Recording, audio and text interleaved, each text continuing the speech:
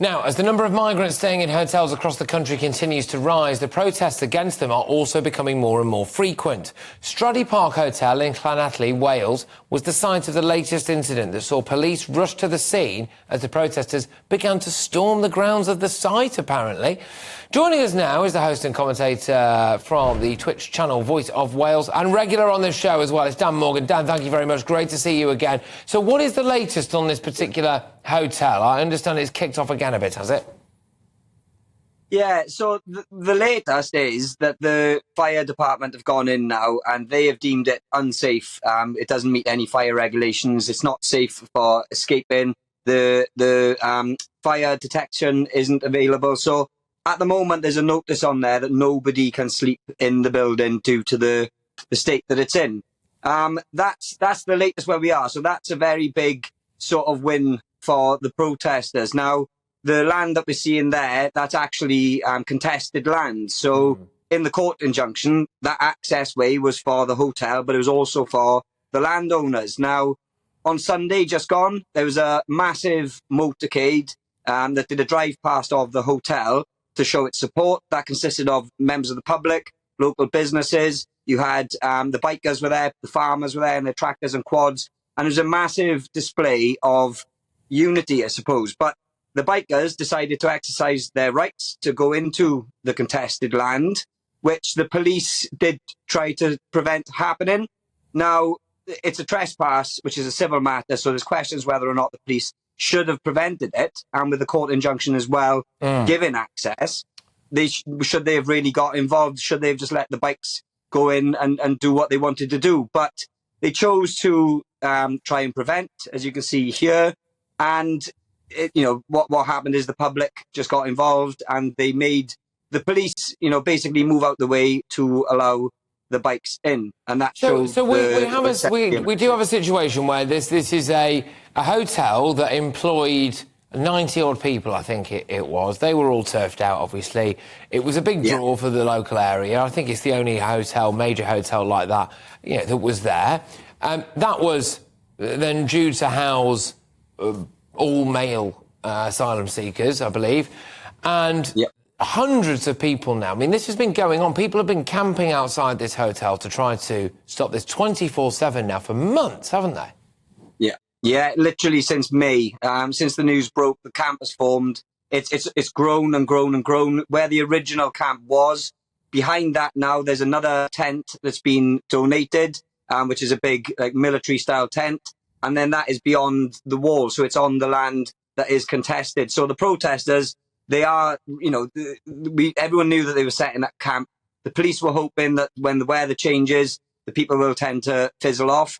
But what we're seeing with how the police are acting and the amount of arrests that are happening, and it does seem very two-tiered sort of policing that we're seeing at the moment, it's just attracting more and more protesters. I know there's Halloween parties arranged. There's Christmas lunch already being arranged to have it inside the camp.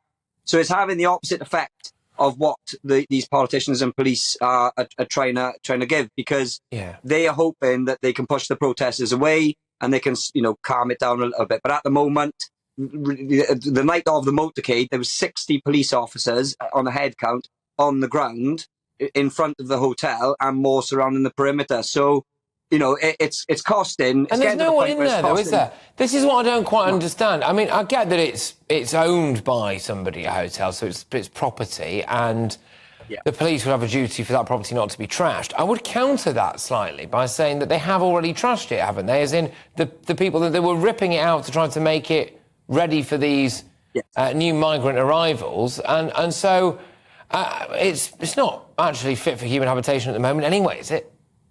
No, it's absolutely not. And that's what the fire department said when they went there. The fire service, they've been round the building, they've put the notices up, and even the security, who are there 24 hours, they do different shifts. They have a changeover in the morning and in the afternoon.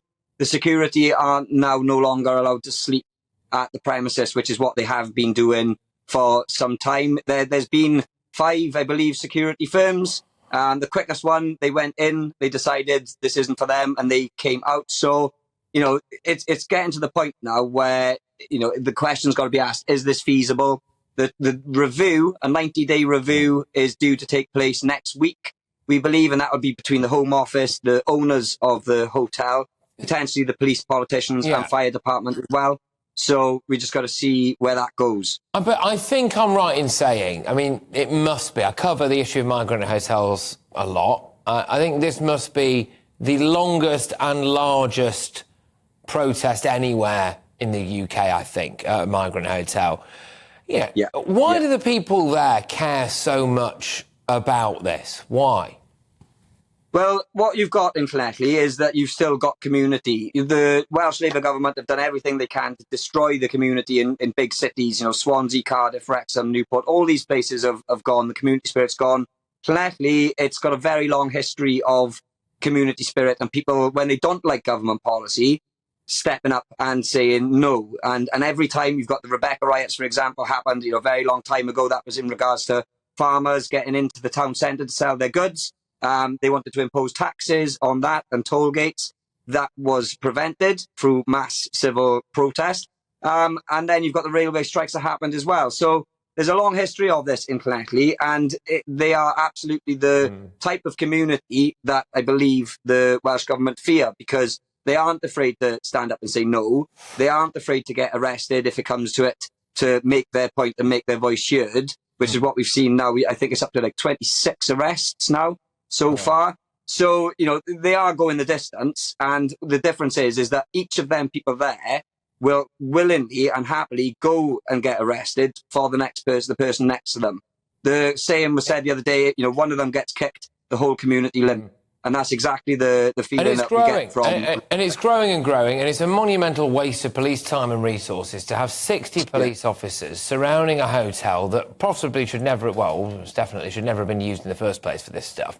And, they could be doing better things. The best thing to do would just be to say, look, we're not... Why are we continuing to do this? Months and months and months. Just call it off. And if there is such big opposition as well, I would argue at what point are the British public going to be consulted about any of this? And if they're not going to be consulted about any of it, and they decide to set up a camp for the best part of 6 months, and that camp's getting larger and larger, and you're talking about having Christmas dinner there and all sorts, just move on. Find another hotel. Find somewhere else. Or do something else. Why continue to just hammer this community that obviously do not want it, But, Dan, thank you very much. It's great to have you on the show. Thank you. We're out of time because I was ranting on there, but it's Dan Morgan there's the voice of Wales, good lad.